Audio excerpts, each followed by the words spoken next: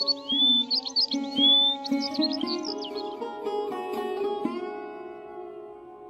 গো, ওঠো, সকাল হয়ে গেছে তো। পড়ে পড়ে আর কত ঘুমোবে? আর ঘুমিও না বাপু, বেলা হয়ে গেছে যে। ওঠো এবার, কাজে যাবে না? গিন্নি, আমাকে জ্বালিও না তো, একটু শান্তিতে ঘুমাতে দাও। সেই কাল রাত থেকে ঘুমোচ্ছ, তা তোমার ঘুম পুড়ছে না নাকি? হ্যাঁ, না, আমার ঘুম পুড়ছে না, তাই তো ঘুমাচ্ছি। তাতে তোমার কি সমস্যা? আমাকে একটু ঘুমাতে দেখলে তোমার গা জ্বালা করে, তাই না গিন্নি? কেন? আমি কি তোমার শত্রু নাকি? শত্রু না হলে এমন করো কেন? আমাকে একটু শুতে দেখলেই তোমার গা জ্বলা শুরু করে কেন? অমনি তুমি চেঁচামেচি কেন শুরু করে দাও? কি বলছোটা কি তুমি? কখন কাজ হলো শুনি? তোমাকে আমি কি বললাম? ভালো কথা বললেও দোষ। এখন তো তুমি কিছুই বুঝতে পারবে না, সেই কখন থেকে ডাকাডাকি শুরু করছো। তোমার জন্য তো কোনোদিন একটু শান্তিতে ঘুমাতেও পারি না। ডাকছি কি আর সাত করে? তুমি কাজে যাবে না? সকাল হয়ে গেছে তাই ডাকছিলাম। না, আমি কাজে যাব না, আজ সারাদিন শুয়েই থাকবো। দেখি তুমি কি করতে পারো। কাজে না গেলে আর কি করব? মেয়েটাকে নিয়ে তো না খেয়ে মরতে হবে। তোমার কি আর সেই চিন্তা আছে? ঘরে যে কোনো খাবার নেই, কিচ্ছুটি নেই, সেটা নিয়ে তো তোমার কোনো মাথা ব্যথাও নেই। আমার মাথা থাকলে তো মাথা ব্যথা থাকবে, তাই না? সব মাথা ব্যথা তো তোমার। তুমি তো কাজ করে প্রতিদিন বাজার করে নিয়ে আসো, সংসার চালাও। আমি তো কিচ্ছু করি না। হ্যাঁ হ্যাঁ, আমি সংসার চালাবো? তো তোমার সংসারে সারাদিন ভূতের বেগার খাটি কেন? হ্যাঁ, খামোকা খেটো না। আমি কি তোমাকে বলেছি খাটতে? না, তোমার মতো একদিন কাজে গেলাম আর একদিন ঘরে পড়ে থাকলাম। তুমি যদি ঠিক মতো কাজই করতে, তাহলে তো আমাদের সংসারে এত অভাবই থাকতো না। মেয়েটাকে নিয়ে দুবেলা ঠিক মতো খেতে পারতাম। সারাদিন এত খাই খাই করো কেন? খাওয়া ছাড়া আর কোনো কথা তুমি বলতে পারো না? আচ্ছা, খাওয়ার কথা না হয় বাদই দিলাম, ঘরটার কি অবস্থা সেদিকে তোমার কি কোনো খেয়াল আছে? কেন, ঘরের আবার কি হলো? সেটা তো তোমার চোখে পড়ে না। একবার ঘরের চালের দিকে তাকিয়ে দেখো, ঘরের ভেতর থেকেই আকাশ দেখা যাবে।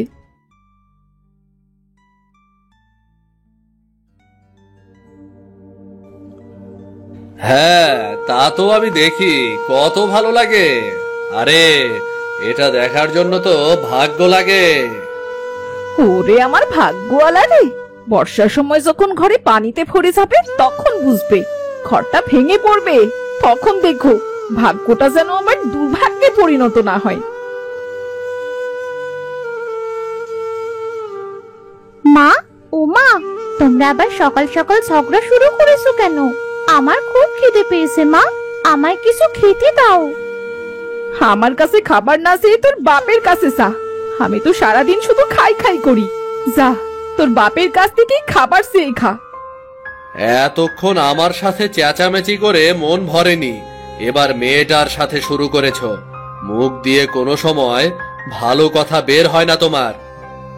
বাবা, আমার খুব খিদে পেয়েছে, আমায় একটু খেতে দেবে বাবা? আমি যে আর পারছি না। তুই গিয়ে দেখ ঘরে কিছু আছে কিনা। আমি কাজে যাচ্ছি, কাজ থেকে আসার সময় আমি বাজার নিয়ে আসবো। আমি তো ভালো না, তাহলে থাকো তোমরা। আমার দু চোখ সেদিকে যায়, আমি সেদিকেই চললাম। যাও তো আমার চোখের সামনে থেকে, দূর হও তো, একটু শান্তিতে থাকি।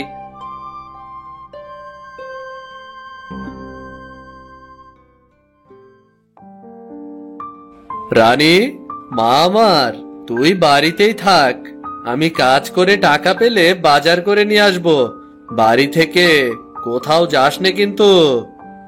ঠিক আছে বাবা, কিন্তু বাবা, মা কোথায় গেল? কখন আসবে বাবা? তোর মায়ের রাগ কমে গেলেই চলে আসবে, তুই চিন্তা করিস না। তুই সাবধানে থাকিস, আমি কাজে গেলাম।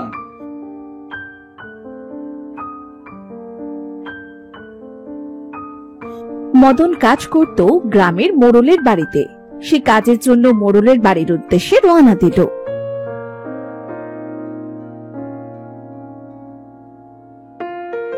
কি মদন, চলে এসেছিস? তা আজ এত দেরি হলো কেন? এই ঘুম থেকে উঠতে একটু দেরি হয়ে গেল। তা আজকে কি কাজ করতে হবে মোড়ল মশাই? আজকে কচু ক্ষেত থেকে কচু কাটতে হবে। সাবধানে কাটবি, এখন কিন্তু কচুর খুব দাম, একটাও যেন নষ্ট না হয়। আমার ওপর বিশ্বাস রাখতে পারেন, আমি থাকতে আপনার কোনো ক্ষতি হবে না। সে তো আমি জানি, এজন্যই তো তোকে কাজে নেই। না হলে তোর মতো কুরে কি কেউ কোনোদিন কাজে নেয়? তা একদমই কুরমি না করে মন দিয়ে কাজ করবি, তাহলে তোকে পুরস্কার দেব।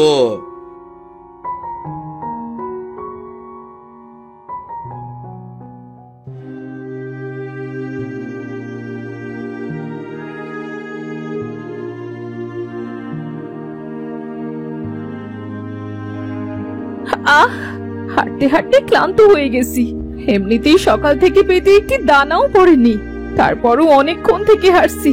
শরীরটা যে বড্ড ক্লান্ত লাগছে। আমি বরং এখানে বসে একটু বিশ্রাম নিই। বাঁচাও আমাকে, আমাকে সাহায্য করো। আমার যে খুব কষ্ট হচ্ছে, আমায় একটু সাহায্য করো। কে কে চিৎকার করছে? আমি যে কাউকেই দেখতে পাচ্ছি না। শরীরটা মনে হয় খুব ক্লান্ত, তাই হয়তো ভুল শুনছি। এখানে বেশ ঠান্ডা আছে। আরে না না, তুমি ভুল শোনোনি গো। এই তো আমি তোমার সামনে। আমি কচু গাছ, আমি তোমার কাছে সাহায্য চাচ্ছি। ও মা গো মা, এই আমি কি দেখছি? গাছ নাকি কথা বলে? এমন আবার হয় নাকি? এইটা কিভাবে সম্ভব? সম্ভব, সবই সম্ভব। আমি তোমাকে সব বলবো, আগে তুমি আমায় বাঁচাও। আমি আর থাকতে পারছি না। কিন্তু আমি কিভাবে তোমায় সাহায্য করব? আমার গোড়ায় আগাছায় পড়ে গেছে, ওরা আমার শরীর থেকে সব রস শুষে নিচ্ছে। আমার যে খুব কষ্ট হচ্ছে। তুমি একটু অপেক্ষা করো, আমি তোমার গোড়ার সব আগাছা পরিষ্কার করে দিচ্ছি। মিনু কচু গাছের কথা মতো হাত দিয়ে সবগুলো আগাছা পরিষ্কার করে দেয়। আহ, বাঁচালে আমায়। আগাছাগুলোর জন্য খুব কষ্ট হচ্ছিল আমার। আমার গোড়ায় একটু পানি দেবে গো? অনেকদিন হয়ে গেল পানি পাইনি। এখানে পানি পাবো কোথায়? আচ্ছা ঠিক আছে, তুমি একটু অপেক্ষা করো, আমি পানি খুঁজে নিয়ে আসি। ঠিক আছে মেয়ে, একটু তাড়াতাড়ি আসার চেষ্টা করো। চেষ্টায় আমার প্রাণ শুকিয়ে গেছে। ঠিক আছে, আমি পানি খুঁজতে গেলাম, তুমি আরেকটু কষ্ট করো, আমি এক্ষুনি ফিরে আসবো।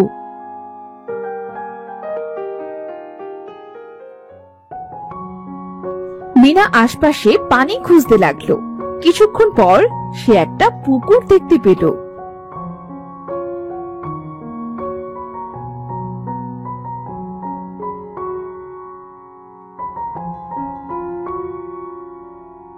সেখান থেকে সে পানি এনে কচু গাছের গোড়ায় দিল।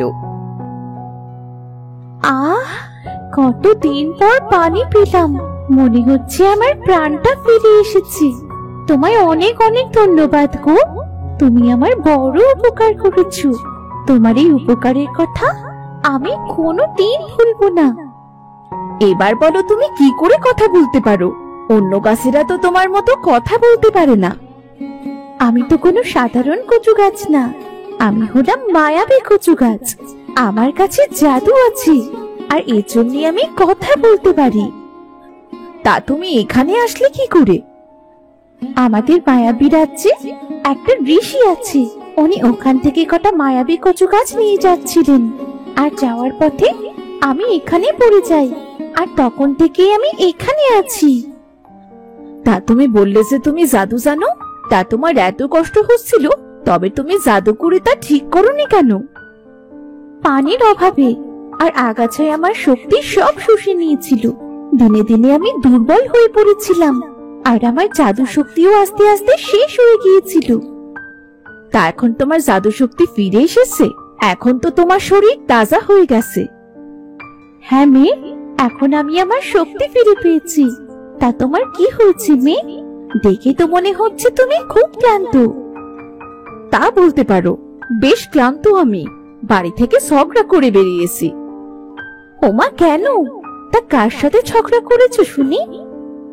মিনা তখন সব কথা কচু গাছকে খুলে বলল।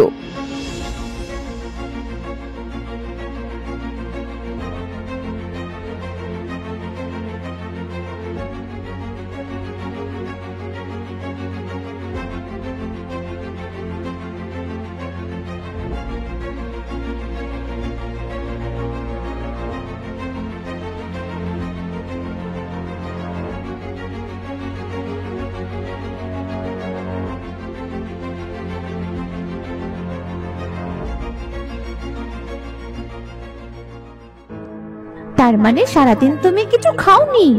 তারাও তোমার জন্য আমি খাবারের ব্যবস্থা করছি। হোমা, তুমি দেখছি সত্যিই সাধু জানো। এই নাও মেয়ে, আগে তুমি খাবার খেয়ে পেট ঠান্ডা করো। যদি কিছু মনে না করো তাহলে আমি এগুলো বাড়িতে নিয়ে যাই। বাড়িতে যে আমার মেয়ে আর ওর বাবা না খেয়ে আছে। ঠিক আছে, তুমি খাবারগুলো বাড়িতে নিয়ে যাও, আর আমার এখান থেকে যে কোনো একটা কচু গাছ তোমার সাথে করে নিয়ে যাও। দেখবে তোমার অনেক কাজে লাগবে। কিন্তু আবার কিন্তু? তা কি ভাবছো বলো দেখি? এই কচু গাছ নিয়ে আমি কি করব? আমার বাড়িতে কচু গাছ লাগানোর মতো যে কোনো জায়গাও নেই। এই কচু গাছ তোমার যেখানে ইচ্ছে তুমি সেখানেই লাগাতে পারো। ধন্যবাদ মায়াবী কচু গাছ, তোমাকে অনেক অনেক ধন্যবাদ। মিনা মায়াবী কচু গাছের থেকে বিদায় নিয়ে বাড়ি ফিরে এলো।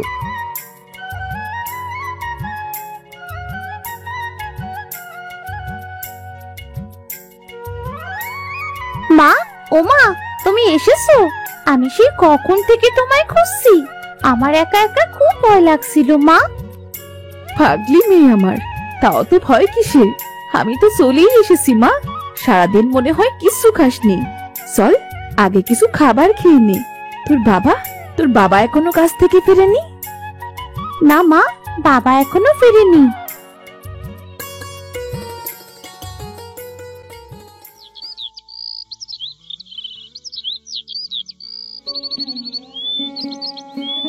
রানী, রানী, কোথায় তুই? বাইরে আয়, দেখ মা, তোর জন্য কত কিছু এনেছি আমি। এত বাজার করে এনেছো মা? ও মা, দেখো মা, বাবা কত বাজার করে এনেছে। গিন্নি, তুমি বাড়িতে ফিরে এসেছো? আমাকে তুমি ক্ষমা করে দাও। তোমাকে ওভাবে বলা আমার ঠিক হয়নি। দেখো, আজ অনেক বাজার করে এনেছি। যাও, তাড়াতাড়ি রান্না বসাও। আজ অনেক কাজ করেছি, খুব খিদা পেয়েছে। বাবা, মাও তো অনেক মজার মজার খাবার এনেছে। বাড়িতে তো খাবার কিছু ছিল না, তা তুমি এত খাবার কোথায় পেলে? সে অনেক কথা গো, তুমি শুনলে তো অবাক হয়ে যাবে।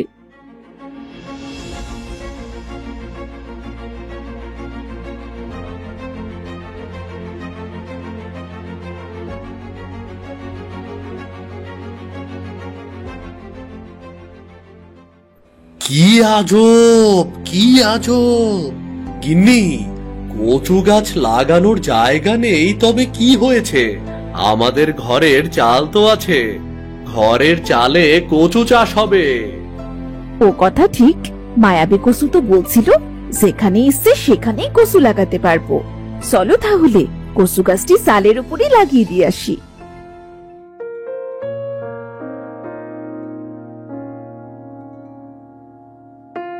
এরপর তারা খাবার শেষ করে একটা মই বেয়ে চালের উপরে উঠে কচু গাছটি লাগিয়ে দিল।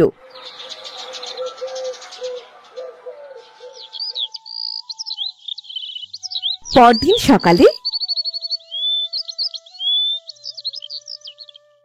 হায় হায় গিন্নি, তাড়াতাড়ি বাইরে এসো, দেখো কি কাণ্ড ঘটেছে।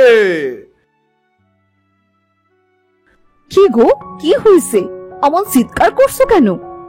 দেখো দেখো গিন্নি, আমাদের ঘরের চালে কচু গাছে ভরে গেছে। ও মা, মায়াবী কচু তো সত্যি কথাই বলেছিল। যাক বাবা, খুব ভালো হয়েছে। এখনকার সময় তো কচু ঘেঁচু পাওয়ার কোনো উপায় নেই, দামও অনেক। এই কচু বিক্রি করি, এবার আমাদের সংসারটা কোনো রকম চললেই হলো। ভাঙা চালে কচু চাষ, সত্যি গিন্নি কি অদ্ভুত, তাই না? শুধু যে একদিক থেকে উপকার হলো এমনটি কিন্তু নয়। দেখো, ভাঙা চাল দিয়ে এখন আর আকাশ দেখা যাচ্ছে না, অর্থাৎ বর্ষার সময় ভাঙা চাল দিয়ে আর পানিও পড়বে না। কি বলো? এবার অলসতা ছেড়ে মন দিয়ে কচু চাষ করো, দেখবে আমাদের আর কোনো অভাব থাকবে না। হ্যাঁ গো গিন্নি, মনে হচ্ছে এই ভাঙা চালে কচু চাষ করেই আমাদের ভাগ্য ফিরবে। অনেকদিন হয় কচু খাইও না। যাও, আজ কিছু কচু রান্না করো।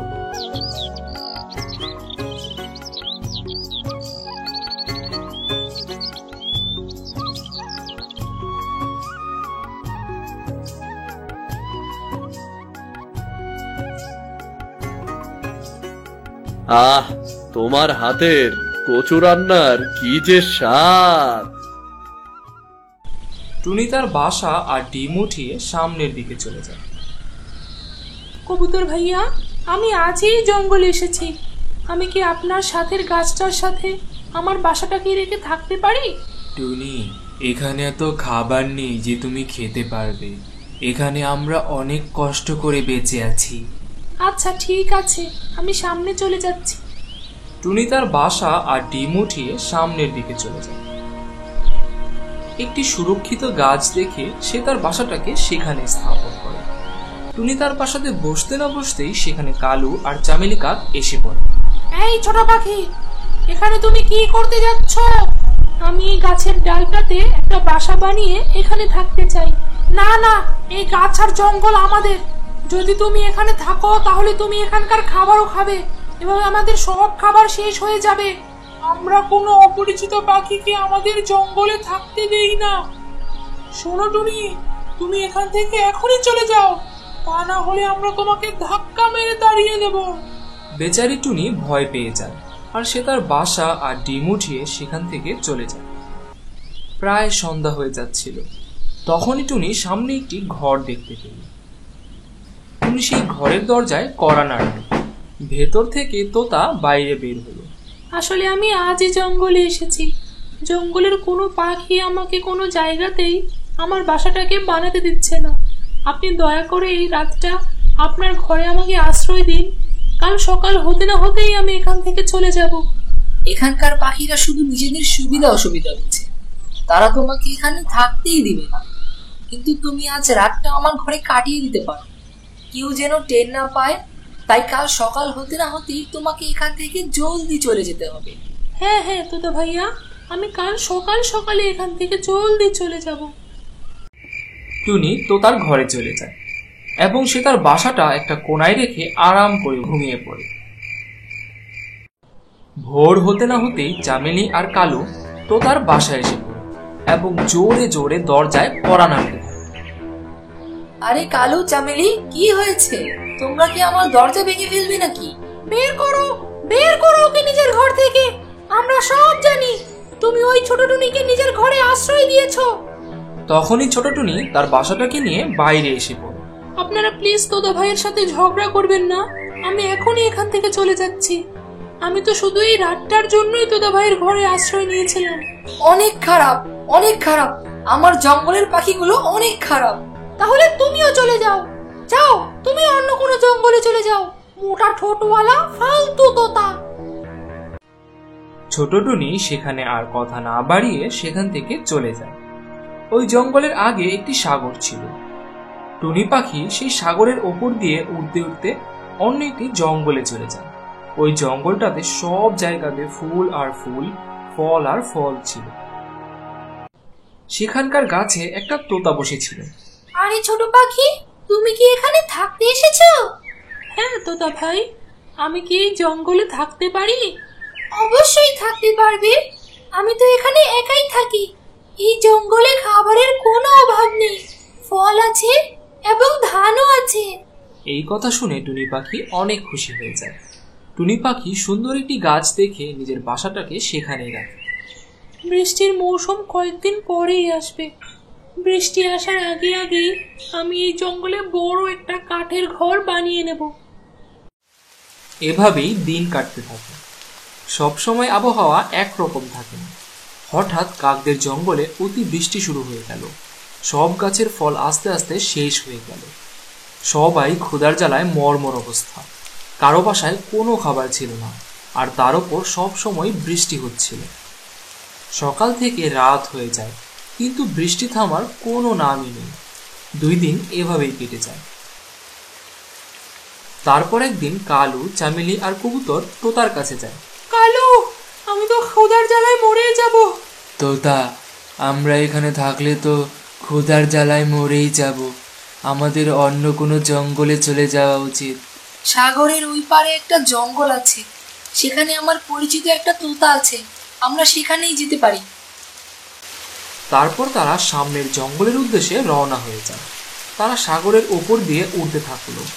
এত বৃষ্টির ভেতরে ওড়াটা অনেক কঠিন হয়ে যায়, কিন্তু তারা সবাই ভালোভাবে সেই নদীটাকে পার হয়ে জঙ্গলে এসে পড়ে। আর তারা টুনির বাসার ঠিক পাশের গাছটাতেই এসে পড়ে। কালু, দেখো, সামনে কারো ঘর দেখা যাচ্ছে। চলো, আমরা সবাই সেখানেই যাই। যদি ওই পাখিটা আমাদেরকে তার ঘরে আশ্রয় দেয়, তাহলে আজ আমাদের জান বেঁচে যাবে। তা না হলে আমরা এই বৃষ্টিতেই মারা যাব। মনে হয় আমার বন্ধু এখান থেকে অন্য কোনো জায়গায় চলে গিয়েছে। তাহলে চলো আমরা সবাই ওই ঘরেই আশ্রয় নিই। তারপর তারা সবাই গিয়ে সেই ঘরের কড়া নাড়ে। একটু পরেই ভেতর থেকে টুনি বাইরে আসে। তখন তাদের সবার মনে পড়ে যায় যে তারা তো এই টুনি পাখিকে তাদের জঙ্গলে কোনো আশ্রয় দেয়নি। সবাই তো তাকে ধাক্কা মেরে সেই জঙ্গল থেকে তাড়িয়ে দিয়েছিল। আরে, এই টুনি তো আমাদের কখনোই সাহায্য করবে না। আমরা তো আমাদের জঙ্গল থেকে ওকে অপমান করে তাড়িয়ে দিয়েছিলাম। আমরা তো ওর সাথে অনেক খারাপ আচরণ করেছিলাম। আমাদের মাফ করো টুনি, আমরা ভেবেছিলাম এই বাড়িটা অন্য কারোর। বন্ধুরা, তোমরা ঘাবড়ে যেও না। তোমরা আমার সাথে খারাপ আচরণ করেছিলে, এর মানে এটা নয় যে আমিও তোমাদের সাথে খারাপ আচরণই করব। তোমরা কোনো চিন্তা করো না, আমি তোমাদেরকে অবশ্যই সাহায্য করব। তোমরা সবাই আমার ঘরের ভেতরে এসে পড়ো। তারপর কালু, চামেলি আর কবুতর টুনির কাছে ক্ষমা চায়, আর তারা টুনির ঘরে আশ্রয় গ্রহণ করে নিজেদেরকে বৃষ্টি থেকে বাঁচায়।